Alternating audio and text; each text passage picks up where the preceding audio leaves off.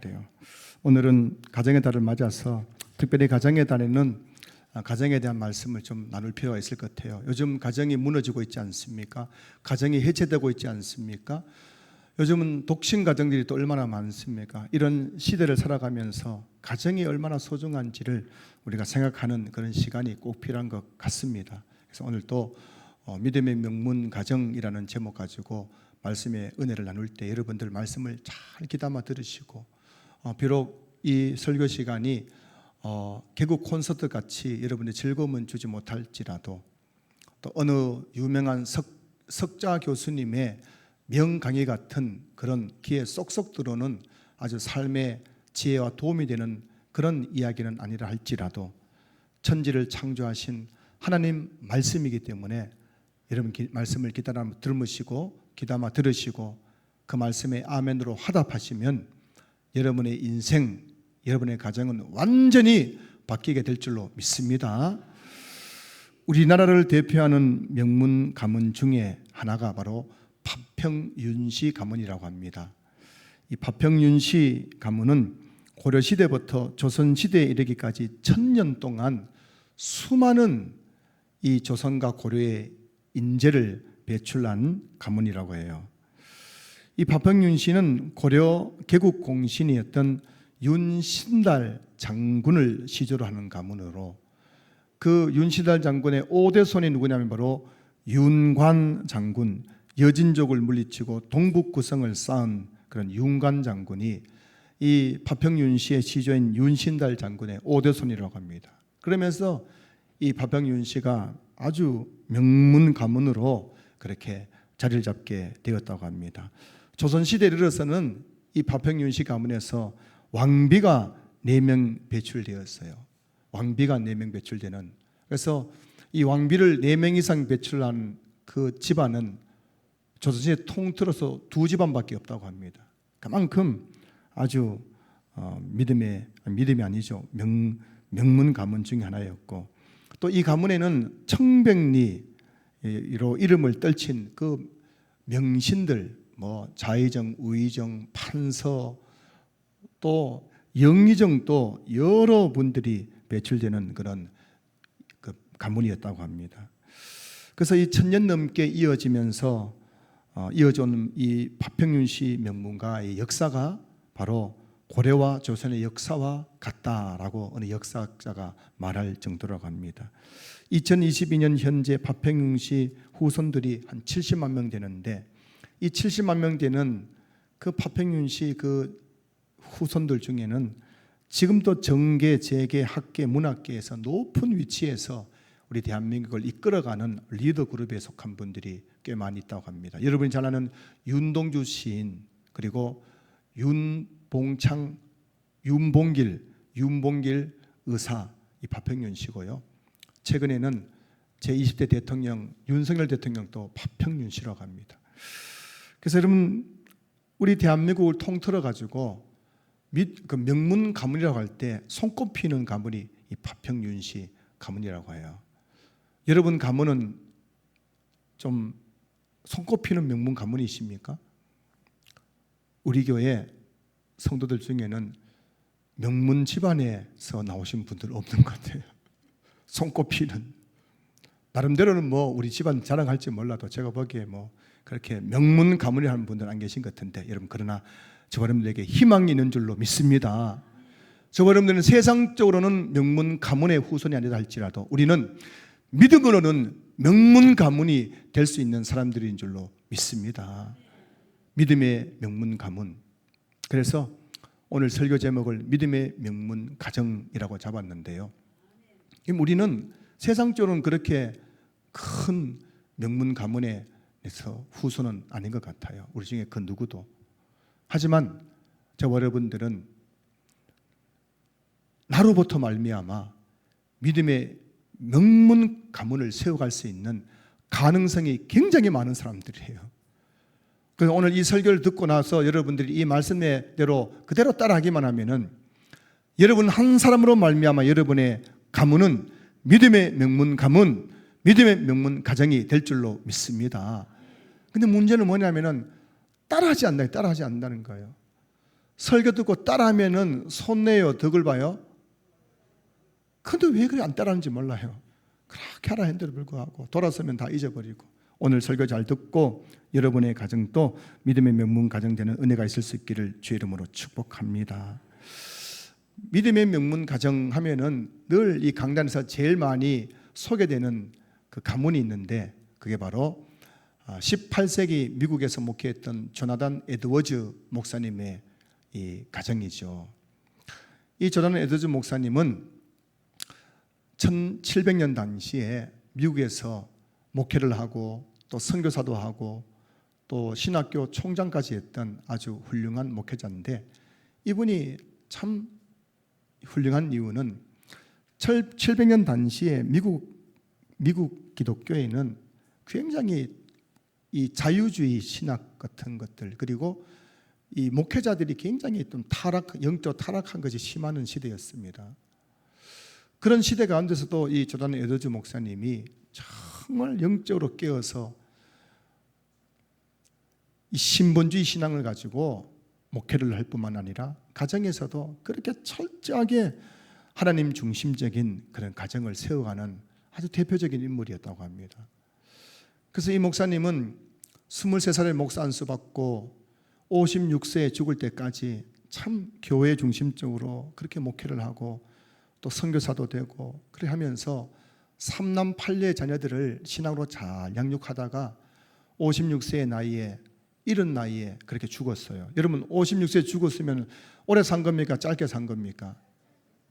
그런데 그 당시에도 70, 80 죽은 사람이 많거든요. 근데 56세 이른 나이에 죽었습니다. 그리고 그냥 조나단 에드워즈 목사님의 이름은 그냥 역사의 뒤안길로 사라져버린 것 같았어요. 그런데 조나단 에드워즈 목사님이 죽은 후 140년이 지난 다음에 미국의 역사학자, 교육학자 알버트 원십이라는 그런 학자가 조나단 에드워즈 그 목사님의 그 가문을 파헤치기 시작했습니다. 그리고 그 가문을 연구해서 논문을 발표했어요. 여러분 생각해 보십시오. 한 사람이 이 땅에 태어나 예수 믿고 50년을 살면서 예수 정말 잘 믿으려고 버들버들 떨면서 나 한번 예수 잘 믿어보겠다고 주변의 모든 목회자들이 다 타락하고 영적으로 그냥 타락한 시대 가운데에 나는 한번 예수 잘 믿어보겠다고 그렇게 신보주의 신앙 가지고 그렇게 목회를 하고 또 자녀들 양육하고 그러다가 죽었어요. 끝난 것 같습니다. 그런데 이 조나단 에드워즈 목사님 죽은 후 130년 다음에 이 알버트 원십이라는 교육학자가 이 연구해 보니까요, 그 후손이 140년 동안 1390명이라는 겁니다. 그 3남 8녀의 자녀들이 낳은 자녀들이 140년 후에 1390명이 있는데 그들이 지금 뭘 하고 있는가를 이 알버트 원십이라는 교육가가 찾아봤더니만은 그 조나단 에드워드 후손 중에서 대학 총장이 13명이 나왔고, 그다음에 대학 교수가 65명이 나왔고, 의사가 56명이 나왔고, 목사, 신학자, 선교사가 100여 명이 나왔고, 변호사가 한 100명 정도 나왔고, 판사가 된 사람이 39명이고, 또 부통령 1명, 상원 의원 3명, 또 국회의원도 많이 배출되었고, 외교관도 많이 배출되었고, 주지사가 3명, 시장이 3명, 군대 장교가 75명, 유명한 작가들이 60여 명, 철도회사 책임자가 50명, 금융기관장들이 또 여러 명이 있었고, 사업가들이 또 여러 명이 있었다고 합니다. 여러분, 그래서 이 조나단 에드워즈 가문은 미국 역사에서도 대표적인 믿음의 명문 가문으로 손꼽힌다고 하는 거예요. 여러분 한번 생각해 보세요. 한 사람이 내가 예수 믿고 나서 한번 진짜 주변에 보면 목사들도 다 그냥 얼렁뚱땅이에요. 영적 타락해가지고 그냥 돈만 밝히고 막 그런 시대가 혼란한 시대 가운데에서 나는 한번 예수 제대로 믿어보겠다고 결단을 하고 목회를 하더라도 철저하게 개혁주의 신앙과 신본주의 신앙으로 성도들을 가르치고 가정도 그렇게 철저하게 신앙으로 가르쳤는데 그러다가 이른 나이 56세에 죽고 끝났어요. 그런데 그 끝이 아니었던 겁니다. 그 한 사람의 그 신앙으로 말미암아 그 가문 1390명 중에서 미국 사회를 이끌어 나가는 리더 그룹에 속한 사람들이 수백 명이 배출되는 그런 믿음의 명문 가문이 되었다는 것입니다. 5월 가정의 달을 맞아 가정을 다시 한번 생각해 보게 됩니다. 저와 여러분의 가정이 세상적으로는 명문 가문이 아니라 할지라도 예수 믿고 교회 다니면서 신앙 안에서는 믿음의 명문 가문이 되기를 사모하는 마음을 저와 여러분들이 마음속에 품었으면 좋겠어요. 요즘 표정 보니까는 그건 믿음의 명문가지 그거는 됐고요. 그냥 설교는 좀 빨리 끝내주세요. 그런 분위기인데 참 안타깝습니다, 여러분.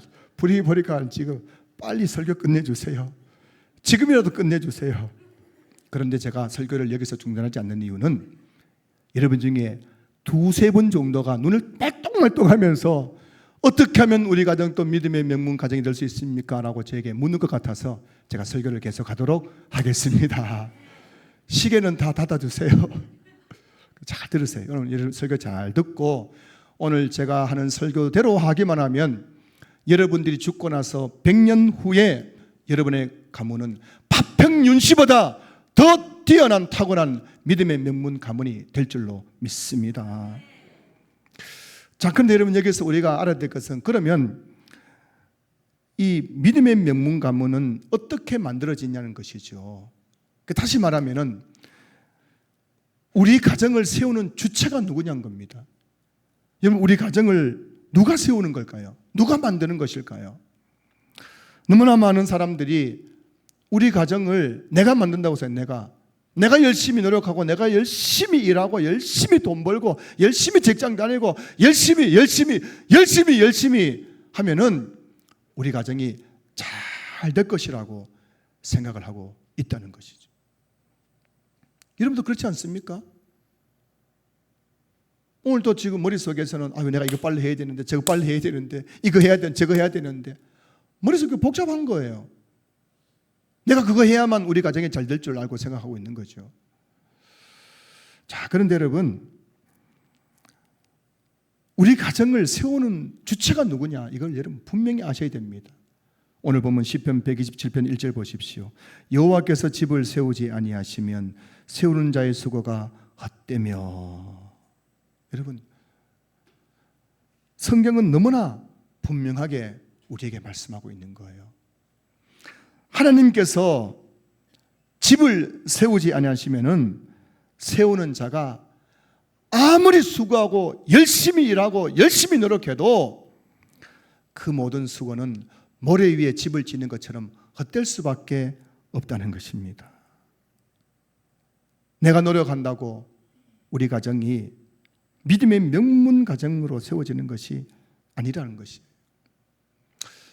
제가 새벽에 5시가 되면은 새벽 기도 차량을 운행하러 나갑니다.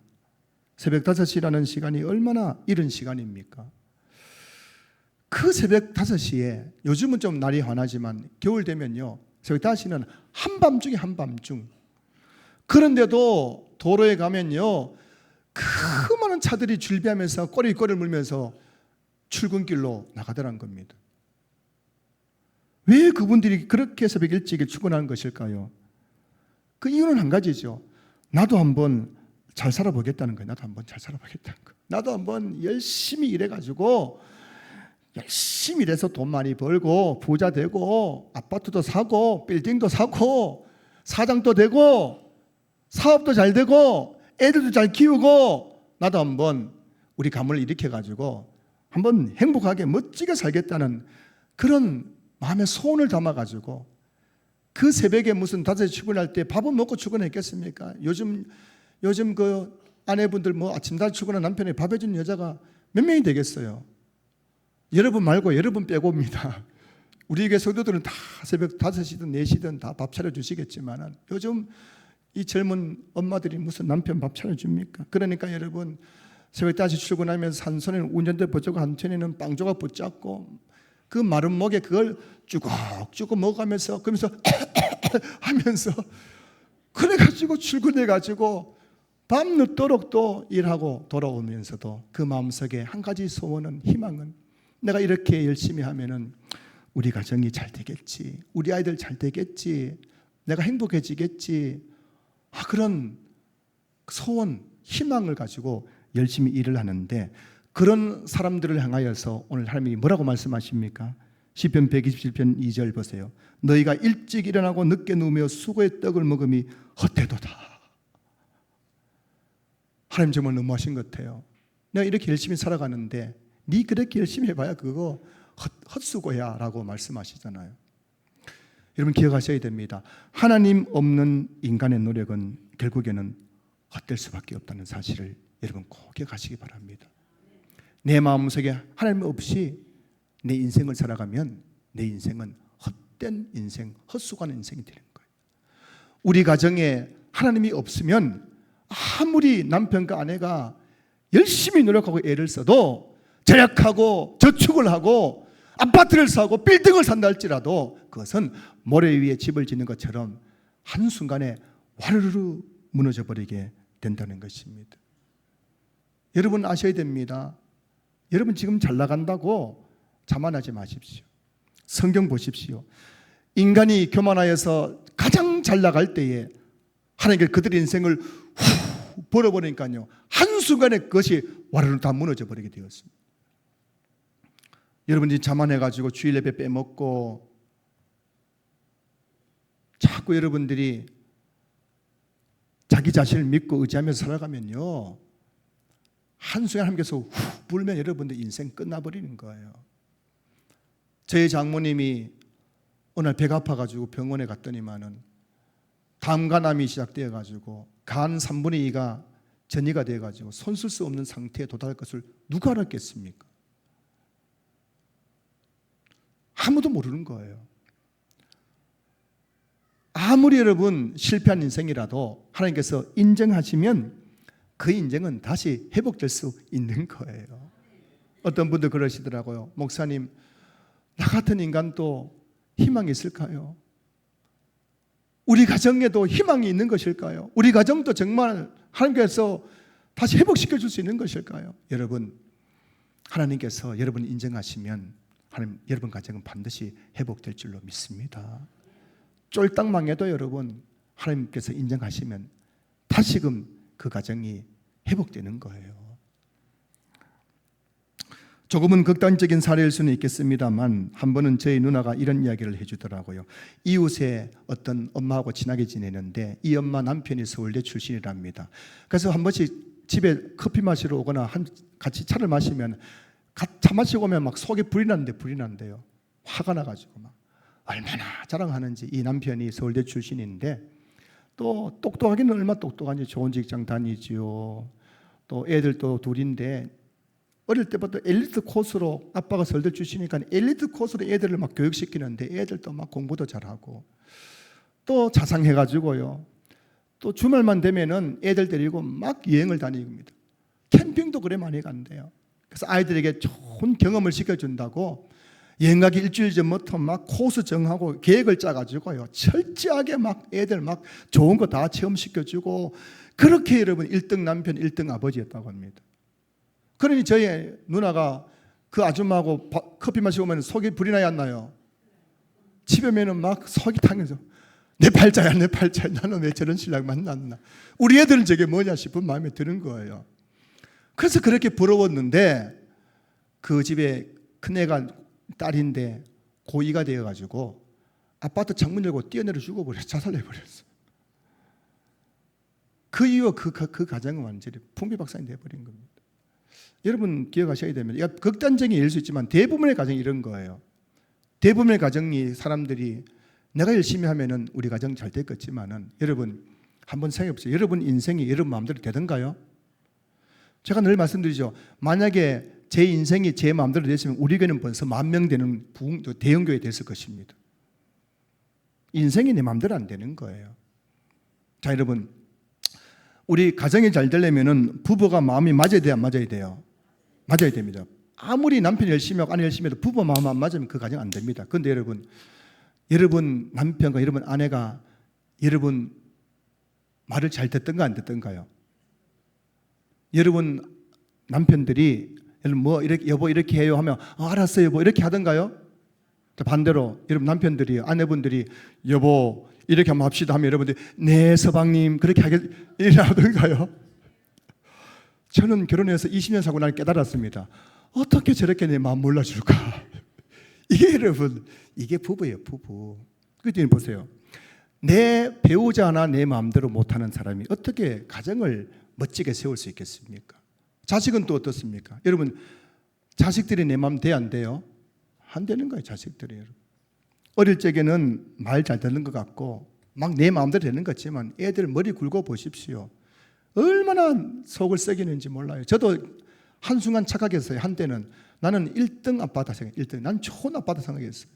애들 뭐 사달라고 하면 엄마 몰래 사주고 애들 뭐 해달라고 하면 용돈 보내달라고 하면 꼭 거기다가 1,000원 더 보태서 보내주고 막 이렇게 했는데 요즘 애들 제 말 안 들려요. 아빠하고 말이 안 통한대요. 그 쟤하고 말 거부예요 거부. 좀 자식들도 내 마음대로 안 되더라고요. 자 여러분 생각해 보십시다.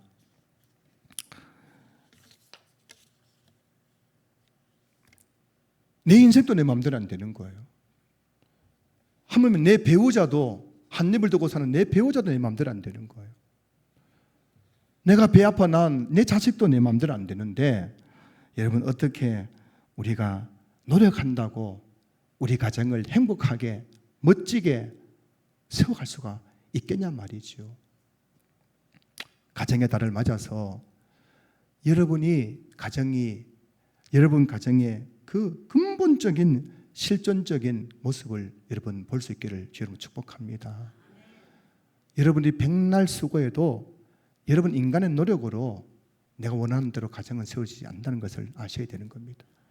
그래서 저는 말씀을 통해서 말씀을 깨달으면 깨달을수록 더 하나님께 엎드리게 되는 거예요. 그래서 요즘 제 기도 제목은 거의 엎드릴 때마다 기도할 때마다 하나님 제발 불쌍히 여겨주십시오. 하나님 우리 가정 좀 불쌍히 여겨주십시오. 우리 아이들 불쌍히 여겨주십시오. 그 기도밖에 없어요.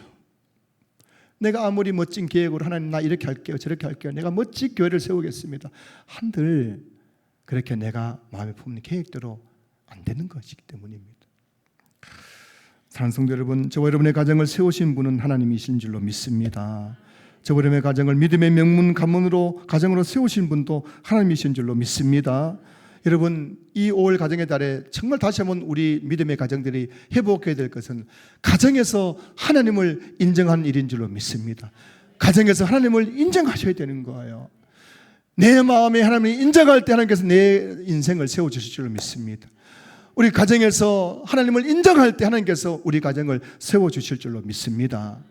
여러분 우리 자녀들도 마찬가지. 여러분 자녀는 인생 가운데에 하나님을 인정할 때에 하나님께서 여러분의 자녀들의 인생도 세워주실 줄로 믿습니다. 그래서 구체적으로 하나님은 어떤 가정을 믿음의 명문 가정으로 세워주시는 것일까요? 여러분 한번 잘 들어주셔야 됩니다. 여러분 정말 믿음의 명문 가정 되기 원하신다면 내가 어떻게 해야만 하나님께서 어떤 가정을 믿음의 명문 가정을 세우는지를 알고 그렇게 해야만 그렇게 될 수 있는 거예요. 여러분 수학에는 공식이 있지 않습니까? 여기 수학 선생님도 계신데요. 제가 이 수학을 여러분 잘 하려면 일단 수학 공식을 알아야 돼. 공식을 알아야 됩니다. 공식 모르면은 수학은 안 되는 거예요. 인수분해, 미적분, 확률 이런 공식이 머릿속에 딱 있어야 어떤 문제를 내놓더라도 그것을 풀 수가 있는 건데 공식 모르면요 아무리 문제를 풀어도 답을 찾을 수 없는 거예요. 여러분 한글도 그냥 만들어진 게 아닙니다. 한글에도 다 공식, 문법이 있어요. 문법. 국어에도 문법이 있고 영어에도 문법이 있고 언어에는 문법이 있습니다. 이 문법을 알고 이 공부를 해야 이 시험을 볼 때 좋은 점수를 얻을 수 있는 거예요. 그냥 한글이라고 그냥 갖다 놓고 국어 문제 풀어보세요. 그게 답이 보입니까? 안 보이죠? 모르죠. 그런데 원리가 있어요. 원리. 문법이 있는 거예요. 문법을 알고 그렇게 문법에 맞춰가지고 문제를 풀어나가면 한 문제 아무리 어려워도 거기 답이 보이는 것입니다. 다시 말하면 원리를 알고 공부해야 우등생이 될 수 있어요. 여러분 신앙생활도 마찬가지입니다. 여러분 많은 성도님들이 원리를 몰라요. 신앙생활 원리를 모르니까는 10년, 20년 교회 다녀도 늘 그 자리에 있는 거예요.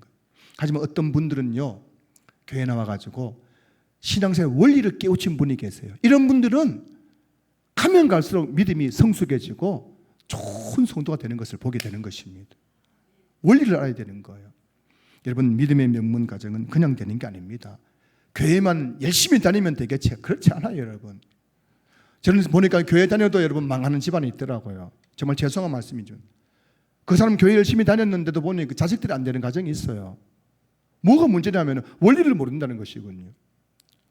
원리를 알고 그렇게 신앙생활을 해야만 우리는 신앙의 우등성이 될 수 있고 우리 가정이 믿음의 명문 가정이 될 수 있는 줄로 믿습니다. 하나님께서 성경을 통해서 믿음의 명문 가정이 되는 공식을 우리에게 말씀해 주셨습니다. 그 공식이 오늘 본문 시편 128편 1절입니다. 같이 읽어보겠습니다. 시편 128편 1절 함께 읽습니다. 시작. 여호와를 경외하며 그의 길을 걷는 자마다 복이 있도다. 아멘. 여기서 경외란 단어의 경외, 여호와를 경외. 이 경외라는 헬라어 단어의 의미가 뭐냐면 두려워하다예요. 두려워하다. 그 여호와를 경외한다는 것은 뭐냐면 하나님을 두려워하는 것을 말하는 거예요. 하나님을 이 세상에 있는 그 무엇보다도 그 누구보다도 더 두려워하는 것, 이게 바로 여호와를 경외하는 것입니다. 그리고 그의 길을 걷는 자마다 되어 있는데 이 그의 길을 걷는 자마다라는 이 문장을 이전 성경에 있는 개역 한글 성경에서는 그의 도에 행하는 자마다라고 되어 있어요. 이게 더 정확한 표현입니다. 그의 길이라는 것은 바로 하나님의 말씀의 길을 걷는 자마다, 즉 하나님의 말씀에 순종하는 자마다라는 의미예요. 다시 말하면 이제 결론 내리면은 하나님이 어떤 가정을 믿음의 명문 가정을 세워주시냐면은 하나님을 두려워할 줄 아는 사람, 그리고 하나님 말씀에 순종하는 사람, 그 사람에게 복을 주시는데 이 시편 128편에서 말하는 이 복은 가정에 주는 복이에요. 가정에 주는 복입니다. 그 하나님께서는 하나님을 두려워할 줄 알고 하나님의 말씀에 순종하는 사람에게는 그 가정에 복을 주셔가지고 그 가정을 세우시고 믿음의 명문 가정으로 만들어 주신다는 것입니다. 할렐루야. 그래서 여러분, 오늘 저와 여러분들이 꼭 기억할 것은 정말 여러분 한 사람, 나 한 사람을 통해서 우리 가정이 믿음의 명문 가정 되기를 원하시는 분이 계신다면 여러분이 할 일은 두 가지입니다. 두 가지. 첫 번째는 하나님을 제발 좀 두려워하시기 바랍니다. 교회 나와서도 하나님 좀 두려워할 줄 아셔야 돼요. 집에서도 하나님을 두려워할 줄 아셔야 되는 것. 두 번째는 어떤 일이 있더라도 말씀에 순종하셔야 됩니다. 이 두 가지 없이는 여러분 백날 노력하고 교회 다녀도 안 되는 거예요. 집안 꼴이 안 되는 거예요. 그때 말씀드리면 저는 목회자 중에서도 망하는 목회자를 가장 많이 봤어요. 자식들이 교회 안 나옵니다. 목사님이 중간에 요절합니다. 풍비박 사는 가정들 정말 많습니다. 뭐가 문제냐고. 뭐가 문제? 목사라고 다 여러분 믿음의 명문 가정 되는 게 아니에요. 목사도 여러분 그 마음속에 여호와를 경외하는 마음, 하나님을 두려워할 줄 알아야 돼요. 그리고 목사도 성도의 한 사람으로서 말씀에 순종하는 삶을 살아야 됩니다. 그러면 큰 교회 목사든 작은 교회 목사든 하나님께서 그 가정에 복을 주셔가지고 믿음의 명문 가정 되게 하시는 줄로 믿습니다. 자, 그런데 오늘 본문 시편 128편에 나오는 이 복은 가정에 주시는 복이라고 말씀드렸는데 오늘 저와 여러분들이 정말 교회를 다녀도 얼렁뚱땅 그냥 교회 왔다 갔다 하지 않고 하나님을 두려워하는 마음을 가지고 교회를 다니는 거예요. 그리고 정말 말씀을 가까이 하고 그 말씀에 순종하면서 교회 다니는 거예요. 그러면 하나님께서 그 가정에 복을 주시는데 어떤 복을 주시냐면은 첫 번째는 생업의 복을 줘요. 생업의 복을 주는 거. 여러분 하는 일의 복을 주시는 겁니다. 자, 오늘 본문 시편 128편 2절 보실까요? 내가 내 손이 수고한 대로 먹을 것이라 내가 복되고 형통하리로다. 내 손이 수고한 것이 뭐예요? 우리 일하는 거는 일하는 거예요. 노동이에요. 직장이고 사업이죠. 근데 여러분 우리가 직장 다니고 사업을 하더라도 내가 열심히 하면 될 것지만 열심히 하면 돼야 안 돼요? 안 되는 거예요. 제가 안양에서 사회 갈 때 그게 저희 교회에는 스카이대 출신으로 삼성전자, 삼성전기에 다니는 분들이 꽤 있었어요. 그분들 친방 가면요, 그분 고민이 뭐냐면 30대 후반인데 벌써부터 내가 내 발로 나올까 아니면 명퇴당할 것인가. 거기 삼성전자, 삼성전기는 30대 후반이면 다 태반이 명퇴당하거든요. 안 나가면 쫓아내는 거예요. 그 30대 후반인데 벌써부터 나 뭐하고 살지? 나 나가면 뭐 해 먹고 살지? 내 붙어 있으려니까는 명퇴당할 것 같고 나가자니 할 것이 없고 그게 고민이에요. 기도해 달라는 겁니다. 이러면 우리가 이 생업이라는 것, 이게 내가 노력한다고 잘 되는 게 아니에요. 여러분 사업이 내 마음대로 되던가요? 직장생활 내 마음대로 되던가요? 근데 중요한 것은 하나님을 두려워할 줄 아는 사람, 직장생활 속에서도 얼렁뚱땅이 아니라 정말 말씀 중심적으로 그렇게 신앙생활을 하면서 말씀에 순종하면서 직장 다니면 당장엔 손해인 것 같아도 하나님께서 내 손이 수고한 대로 먹게 하실 것이며 그 생업에 복 주고 형통케 하시는 복을 주신다는 겁니다. 여러분 이 원리를 아셔야 된다는 거예요. 여러분 인생을 좀 멀리 보면서 살아가시길 주님을 축복합니다. 눈앞에 있는 작은 이익 찾으려고 하다가 주님으로부터 멀어지지 마시고 인생을 멀리 바라보면서 내 인생의 이 직장생활의 성공, 내 사업의 성공이 저 멀리 결론을 봐야 결국 결론을 봐야 될 것 아닙니까? 마지막에 주님께서 나에게 어떻게 복을 주신 것을 바라보면서 그렇게 여호와를 경외하고 그의 길을 걸어가면 하나님께서 반드시 여러분에게 복을 주실 줄로 믿습니다. 두 번째, 여러분 여호와를 경외하고 그의 길을 걸어가는 자에게 하나님께서 복을 주는, 어떤 복을 주냐면은 아내에게 복을 줘요. 아내에게 복을 줘요. 자, 오늘 시편 128편 3절 보시면은 내 집 안방에 있는 내 아내는 결실난 포도나무 같으며 라고 돼요. 여러분 아내가 있는데 그 아내가 뭐라고요? 결실난 포도나무 같은 거예요. 이 결실난 포도나무 열매, 이게 축복을 상징하는 것이거든요. 내가 한 사람이 신앙생활을 잘하면요, 그 복을 누가 받는다고요? 내 아내가 복을 받는 거예요. 여러분 아내 되신 분들이요, 내가 이렇게 복이 없나 싶은 분들 오늘보다 남편 바가지를 박박 긁어가지고 어떻게든 교회 잘 다니게 하십시오. 여러분 남편이 교회 잘 다니면 그 복을 누가 받아요? 내 집 안방에 있는 아내가 복을 받는 거예요. 결실난 포도나무 같은 복을 받는 거예요. 그 다음으로 또 어떤 복을 받습니까? 누가 복을 받습니까? 자녀들이 복을 받잖아요. 자, 3절 보실까요? 내 식탁에 둘러앉은 자식들은 어린 감람나무 같으리로다. 이 감람누라는 것은 가장 값비싼 이 기름이거든요. 그 이 자녀들이 어린 감람나무 같은 값비싼 존재가 된다는 거예요. 그러니 여러분, 내 한 사람이 하나님을 경외하고 그의 길을 걸어감으로써 내 생업이 복되고 형통해지고 안방에는 내 아내가 결실한 포도나무 같은 복을 받고 이 자녀들이 어린 감람류 같은 존귀한 인생을 살아가는 복을 받게 된다는 것입니다. 그뿐만 아니라 5절 말씀 보세요. 여호와께서 시온에서 내게 복을 주실지어다. 너는 평생에 예루살렘의 복을 보며. 우리가 하나님을 경외하고 말씀에 순종하는 삶을 살면은 내 평생에 하나님께 주시는 복을 보게 될 것이라는 것입니다.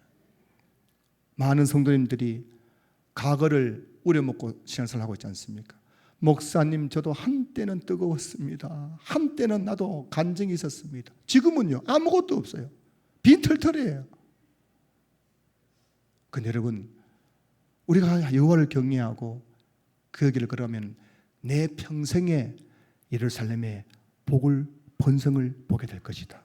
평생의 복을 주신다는 것입니다. 제발 성도 여러분, 예수 똑바로 믿으시기 바랍니다. 얼렁뚱땅 그냥 한 다리만 거치고 있지 마시고 남은 한 다리도 교회에 딱 발을 붙이고 여러분 교회 다니실 수 있기를 주님을 축복합니다.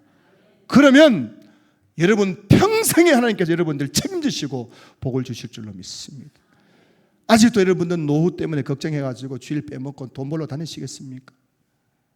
아직도 내 노후 걱정해가지고 평생에 복을 주신다는데도 불구하고 그건 못 믿어가지고 어떻게 내가 그냥 내 노후 책임지겠다고 여러분 발버둥 치면 여러분 그런다고 여러분 해보는 뭔 소용이 있습니까? 오늘 밤에 하나님께 여러분 영혼을 불러가시면 무슨 소용이 있겠어요? 그게요. 마지막으로 오늘 본문 6절 보십시오. 시편 128편 6절 보면은 내 자식의 자식을 볼지어다 이스라엘에게 평강이 있을지로다. 여러분, 여호와를 경외하고 그의 길을 걷는 자에게 하나님께서 자식의 자식에게까지 복을 주시는데 어떤 복입니까? 이스라엘에게 평강이 있을지어다. 평강의 복을 주신다는 거예요. 여러분 자식들이 여러분 때문에 평강의 복을 누리는 거예요. 여러분의 손자들이 여러분 때문에 평강의 복을 누리는 거예요. 얼마나 놀랍습니까? 요즘 우리 아이들 살아가기 얼마나 힘들어요. 그런데 여러분, 오늘 우리가 정말 여호와를 경외하는 신보주의 신앙과 하나님의 말씀에 순종하는 말씀 중심의 신앙으로 살아가면 하나님께서 내 평생의 복을 주실 뿐만 아니라 내 자식의 자식에까지 평강의 복을 주셔서 그들의 인생을 책임져 주시고 그들의 인생의 시온에 들어가 열리는 복을 주시겠다고 말씀하고 있으니 얼마나 감사합니까? 사랑하는 성도 여러분, 아브라함 한 사람이 하나님 믿고 말씀에 순종했을 때 아브라함의 후손이 이스라엘이라는 위대한 민족을 이루게 된 것처럼 저와 여러분 한 사람이 예수 믿고 교회 다니면서 하나님을 경외하고 하나님의 말씀에 순종하면서 신앙생활을 할 때 하나님께서 우리 가정에 복을 주시는데요, 생업에도 복을 주시고 아내에게도 복을 주시고 남편에게도 복을 주시고 자식에게도 복을 주시고 자식의 자식에게도 복을 주시고 내 평생에 복을 주시겠다고 약속하니 믿음의 명문 가정 되는 것 아니겠습니까? 저의 장모님은 가난한 시골 전도사와 결혼해서 이남 이녀의 자녀를 낳고 결혼하고 63년을 살다가 지난주 월요일 85세 일기로 하나님의 부름을 받고 천국에 가셨습니다. 장모님의 85년의 인생을 사위인 제가 볼 때에는 정말 모세가 말한 것처럼 수고와 슬픔뿐인 그런 인생이었던 것 같습니다. 결혼하고 얼마 후 저희 장인어른이 교회를 개척했어요. 저희 장인어른은 가난한 집에 태어났죠. 가진 것 하나도 없지요. 제대로 배운 것도 없지요. 그래도 하나님께서 신학교 보내가지고 이제 졸업할 무렵 되니까는 교회 개척하겠대요. 그리고 개척했는데 어디 사례비가 있습니까? 애가 태어나가지고 젖먹이를 안고 분유도 없지요. 한 끼 식사할 것도 없지요. 그래 겨우 고성고성해서 교회가 좀 안정될 만한 하니까는 또 그 교회 사임하고 다른 데가 또 개척한다.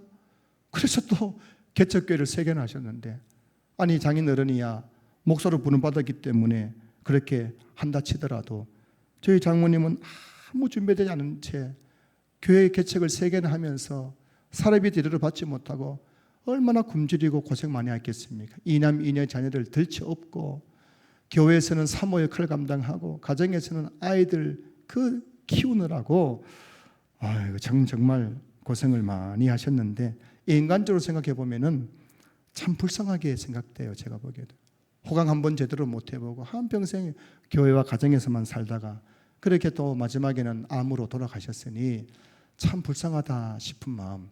여러분 중에도 80대 되시는 분들 중에서 나도 고생했다 싶어도 저희 장모님만큼 고생한 분들 많이 계시지 않는 것 같아요. 개척교회 하면서 얼마나 굶고 얼마나 참 서러움 많고 얼마나 많이 울고 얼마나 많이 고생했는지요. 자, 그런데요, 장모님이 그렇게 고생하면서 교회에서는 사모로서 헌신하고 가정에서는 또 아내와 엄마로서 헌신하면서 꾹 참고 살아오셨어요. 그런데 그렇게 63년이 지난 지금 어떻게 되었습니까? 큰 이남이녀 자녀 중에서 큰아들도 아버지에 따라서 목사가 되어서 지금 인천에서 지금 목회를 잘하고 있죠. 둘째 아들도 교회에서는 안수 집사고 또 성악 유학 다녀와서 성악가가 되어가지고 또 교회에서 지금 반주자로서 또 지휘자로서 함께 교회를 섬기고 있지요. 또 큰딸은 또 남편과 함께 교회에서 2,000명 되는 교회에서 안수 집사 건사로 담임 목사님 오른팔이 되어가지고 그렇게 아름답게 교회를 섬기고 있지요. 막내딸도 목사 사모가 되어서 교회를 섬기고 있지요. 사남매가 중에서 그냥 썬데이 크리스찬이 없어요. 사남매 배우자 8명이 그 섬기는 교회에서 하나같이 그냥 1등 성도가 되어서 섬기고 있는 것을 보게 됩니다. 그 슬하에 11손주가 있는데 서울대 박사과정에 있는 손주가 있고 정치 외교학과 정치학을 공부하는데 앞으로 TV에 나올 거예요, 여러분. 또 대학 교수 되겠다고 이제 마지막 포스트 과정하고 있는 유학 중에 있는 손자도 있지요. 공기업에서 지금 또 취업해가 요즘 취업이 얼마나 어려운데도 공기업이 취업해서 지금 잘 다니고 있는 상이죠. 하나같이 열한 손주들이 교회에서 찬양팀으로 교사로 다 하나같이 교회를 지금 섬기고 있어요. 우리 집 애들 빼고 말입니다. 또 그중에도 신학교 다니는 손자도 있지요. 제가 이번 장례식 치르면서 얼마나 은혜 받았는지 몰라요. 감독. 저는 불신가정 아닙니까? 그래서 제가 나중에 장례를 마치고 모였을 때 제가 장인어른에게 그랬어요. 아버님, 나같이 불신가정에 태어난 이 사람이 이런 믿음의 명문 가정이 일원이 된 거 정말 영광스럽습니다 라고 고백했었어요. 여러분, 아무리 힘들게 살아도, 아무리 먹을 것이 없고 살고 내 인생이 왜 이러나 싶어가지고 살아도 하나님을 경외하고 말씀에 순종하면서 끝까지 자기 잘 지키고 나가면요, 그 끝에 반드시 하나님께서 복을 주신다는 사실을 저는 제 장모님을 보면서 확신하게 돼요. 그 이번 장례식을 치르는데 그 3일 동안 그 원로 목사인 아버지 장인어른과 그 사남매가 똘똘 뭉쳐가지고, 우리는 공통 부모가 있잖아요. 혈육이 아니에요. 우리는 혈육이 아니에요. 믿음의 공통 부모를 가진 사람들이었어요. 천국의 소망을 가지고 있는 사람들, 예수를 구주로 믿음으로써 구원받은 그 사남매와 그 장인어른이 한 자리 모여가 똘똘 뭉쳐가지고 4월 동안 여러 교회에서 와가지고 예배 드리는데, 예배 때마다 눈물이 있고 감격이 있고 천국의 소망이 있고, 수많은 교회 성도들이 찾아와가지고 위로해주고, 오실 목사님들마다 이 가정에 누구가 참 우리 교회 보배 같은 분입니다 하면서 칭찬을 하고, 그렇게 장례식을 치르면서 제 마음속에 한 가지 다짐을 했어요. 다짐. 하나님, 저도 예수 잘 믿어서 내 이 가정을 믿음의 명문 가정을 꼭 만들겠습니다. 나도 한번 진짜 제대로 예수 잘 믿는 목사가 되어서, 목사라고 다 같은 목사가 아니거든요. 목사도 인생 망하는 사람들 많거든요. 그래서 저도 한번 진짜 제대로 예수 믿어가지고 내 의 가문을, 채씨 가문을 믿음의 명문 가문 한번 만들겠습니다. 한번 도와주십시오. 그렇게 제가 다짐을 했어요. 오늘 이 설교 들으면서 여러분 또 그런 다짐 하시는 분들이 계실 수 있기를 주여 축복합니다. 하나님, 이 5월 가정의 달을 맞아서 나도 나 한 사람을 통해서 내가 여호와를 경외하고 그의 길을 걸어가는 그 믿음의 수고를 함으로 말미암아 나 한 사람을 말미암아 우리 가정이 믿음의 명문 가정 되기를 원합니다. 그런 가정 되게 주십시오. 그렇게 여러분들이 결단할 수 있기를 주의 이름으로 축복합니다. 말씀을 마무리합니다. 성도 여러분, 믿음의 명문 가정은 그냥 되는 게 아니에요.